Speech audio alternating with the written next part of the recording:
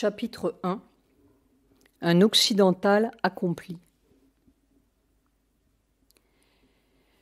Humainement, Sri Aurobindo est proche de nous parce que, après tout, quand nous aurons respectueusement salué la sagesse de l'Asie et les ascètes bizarres qui semblent se jouer de nos bonnes lois, nous nous apercevrons bien que notre curiosité a été touchée, mais point notre vie, et que nous continuons d'avoir besoin d'une vérité pratique qui tienne le coup sous nos hivers harassants.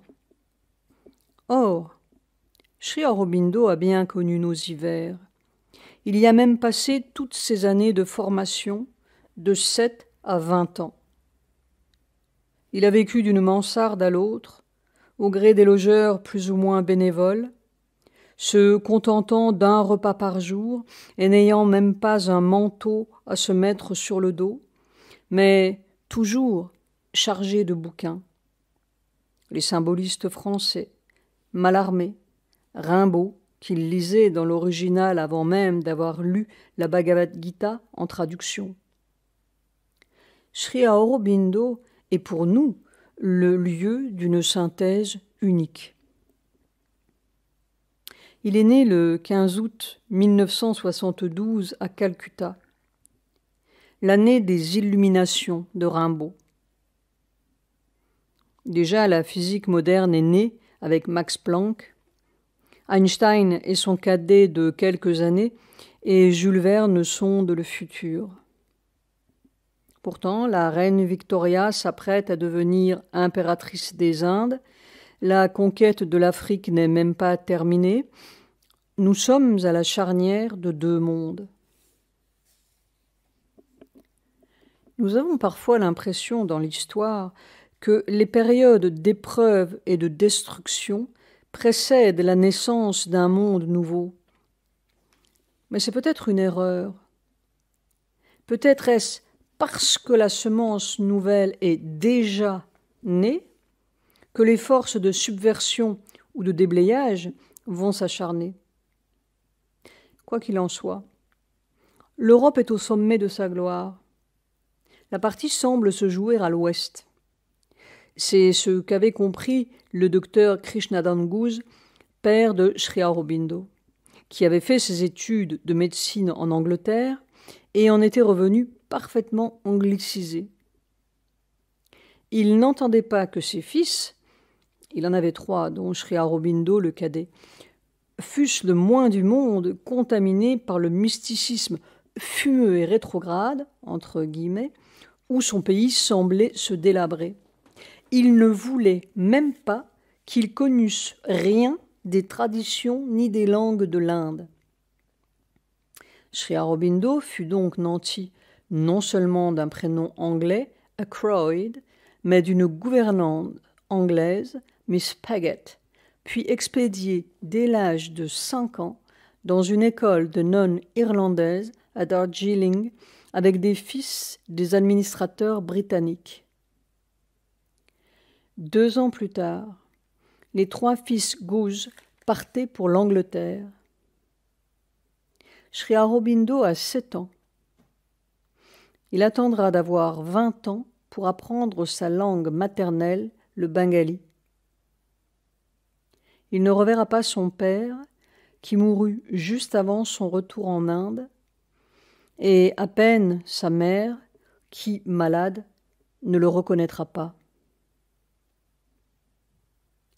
Nous sommes donc en présence d'un enfant qui a poussé en dehors de toute influence familiale, nationale et traditionnelle.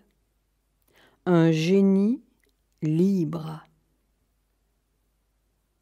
La première leçon que nous donne Sri Aurobindo est peut-être justement une leçon de liberté.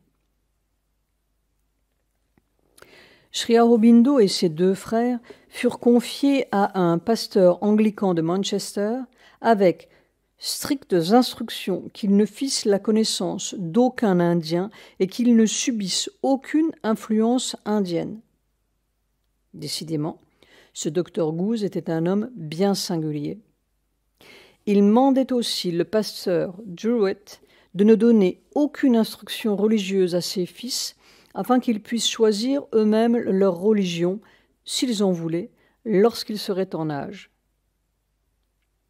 Puis il les abandonna à leur sort pendant 13 ans.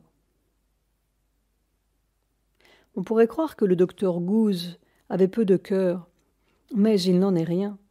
Il donnait non seulement ses soins, mais son argent aux pauvres des villages bengalis, alors que ses fils n'avaient pas même de quoi manger ni se vêtir à Londres, et il mourut d'émotion lorsqu'il apprit, par erreur, que son fils préféré, Aurobindo, avait fait naufrage.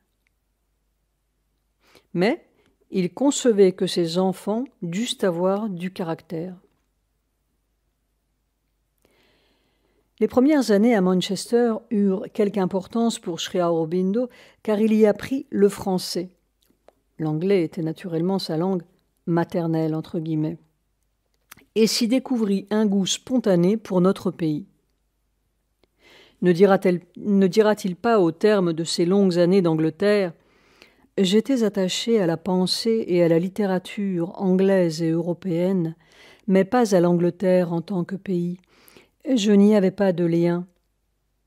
S'il est une terre d'Europe à laquelle j'étais attaché comme à un deuxième pays, intellectuellement et par le cœur, c'était à une terre que je n'avais pas vue et où je n'avais pas vécu, du moins en cette vie, et ce n'était pas l'Angleterre, mais la France. » Puis le poète s'était éveillé en lui. Il écoutait déjà le murmure des choses invisibles dont parle l'un de ses plus anciens poèmes. Déjà, sa fenêtre intérieure s'était ouverte, bien que la religion l'eût médiocrement touché, si l'on en juge par le récit de sa conversion, entre guillemets. La mère du pasteur Jowett, en effet, avait entrepris de sauver l'âme des hérétiques, en tout cas celle du plus jeune, qu'elle entraîna un jour avec elle à une réunion de pasteurs non conformistes. Après les prières, raconte Sri Aurobindo, tout le monde se dispersa, à l'exception des fervents. C'était l'heure des conversions. Je m'ennuyais complètement. Puis un pasteur s'approcha et me posa des questions. Sri Aurobindo devait avoir 10 ans. Je ne répondis pas. Alors ils s'écrièrent tous « Il est sauvé, il est sauvé !» Et tous se mirent à prier pour moi et à remercier Dieu.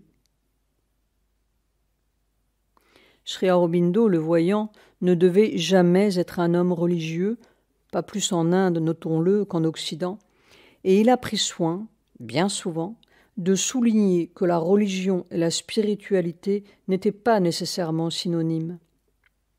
La vraie théocratie, écrira-t-il plus tard, est le royaume de Dieu dans l'homme, non le royaume d'un pape, d'une église ou d'une classe sacerdotale. Lorsqu'il commence sa vie londonienne, Sri Aurobindo a 12 ans. Il sait déjà à fond le latin et le français. Le directeur de Simple School, où il était entré, est si surpris des facilités de son élève qu'il lui donne lui-même des leçons de grec. Au bout de 3 ans, Sri Aurobindo pouvait se permettre de sauter la moitié des cours et de consacrer presque tout son temps à son occupation favorite, la lecture. Nous ne savons pas ce qui a échappé à cet adolescent vorace, à part le cricket, qui décidément ne le passionnait pas plus que les Sunday School, mais Shelley est le Prométhée délivré, les poètes français, Homère, Aristophane, et bientôt toute la pensée européenne, car il sut assez vite d'allemand et d'italien pour lire Dante et Goethe dans le texte, peuplait une solitude dont il ne nous a rien dit. Il ne cherchait même pas d'ailleurs à se créer des liens, tandis que Mono Mohan, le deuxième fils, courait Londres en compagnie de son ami Oscar Wilde et devait se distinguer dans la poésie anglaise.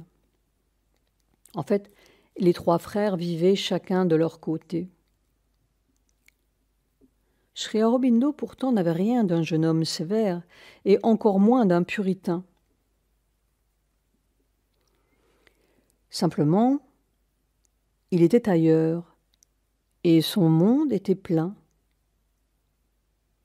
Il avait même une façon de se moquer sous des airs graves qui ne l'a jamais quitté. Le sens de l'humour, c'est le sel de l'existence. Sans lui, il y a beau temps que le monde serait complètement déséquilibré. Il l'est déjà pas mal et est parti au diable. Car il y a un Sri Aurobindo humoriste. Et ce Sri Aurobindo-là est peut-être plus important que le philosophe dont parlent gravement les universités d'Occident.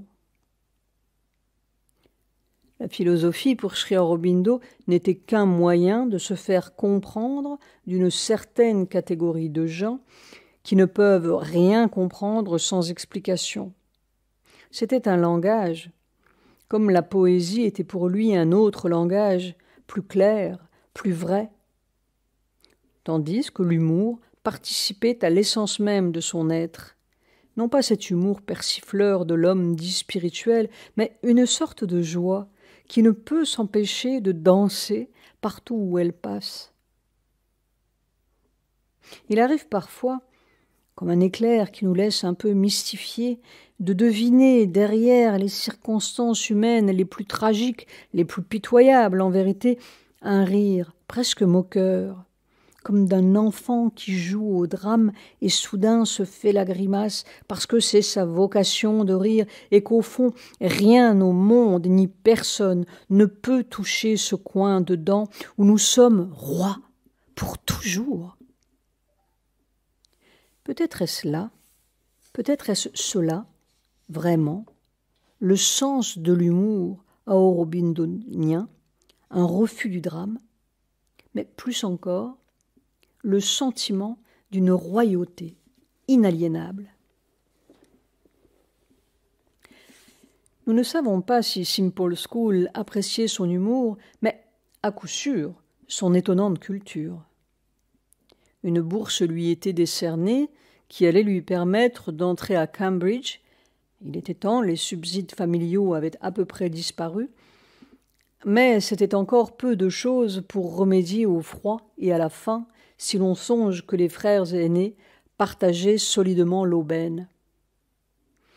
Qu'allait-il donc faire dans cette pépinière de gentleman? Il a 18 ans. Sans doute obéissait-il au désir de son père. Pas pour longtemps. Dès sa première année au King's College, il ramasse bien tous les prix de poésie grecque et latine, mais son cœur n'est plus là. C'est Jeanne d'Arc, Mazzini, la Révolution américaine qui le hante. Bref, la libération de son pays, l'indépendance de l'Inde, dont il sera l'un des premiers artisans. Cette vocation politique imprévue allait l'habiter pendant près de 20 ans. Lui qui ne savait pas au juste ce qu'était un Indien et encore moins un Hindou. Mais il se rattrapera vite. Pour l'hindouisme comme pour l'occidentalisme, si l'on ose dire, il saura mettre les bouchées doubles et digérer.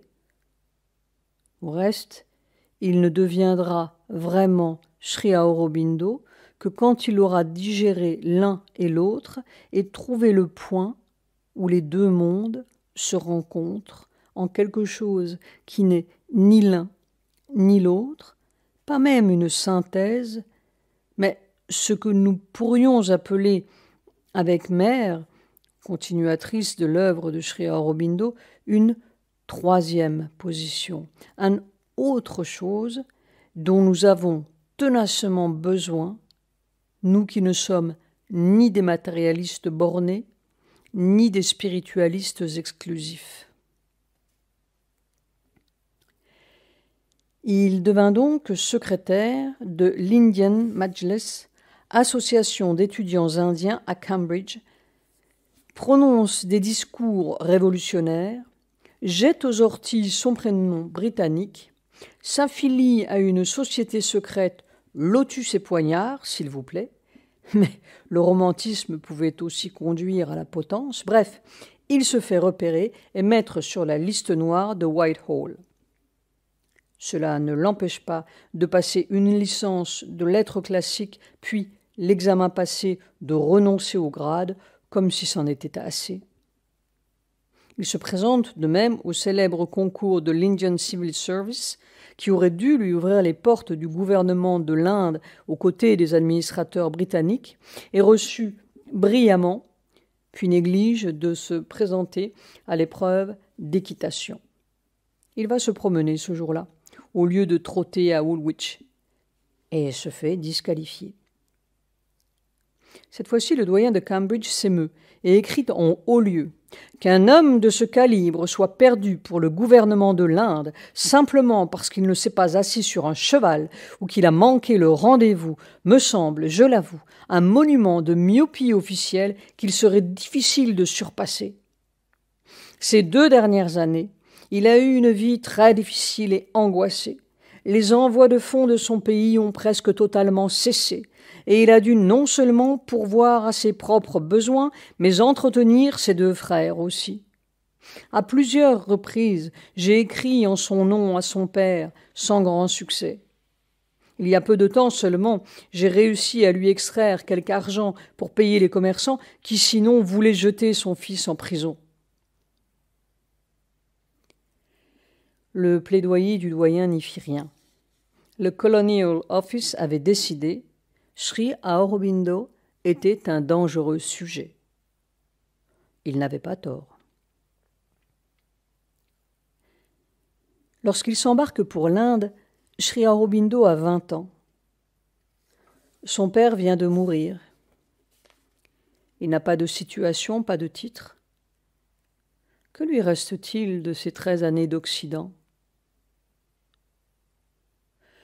Nous serions tentés de reprendre la parfaite définition d'Ed Heriot, car s'il est vrai que la culture est ce qu'il reste quand on a tout oublié, ce qui demeure de l'Occident quand on l'a quitté, ce ne sont ni ses livres, ni ses musées, ni ses spectacles, mais un besoin de traduire en actes vivants ce que nous avons conçu.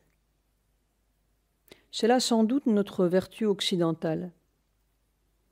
Malheureusement, nous avons trop d'intelligence pour avoir vraiment rien de très clairvoyant à traduire au dehors, tandis que l'Inde, trop pleine du dedans, n'a pas assez d'exigence pour égaler ce qu'elle voit à ce qu'elle vit. Cette leçon ne devait pas être perdue pour Sri Aurobindo.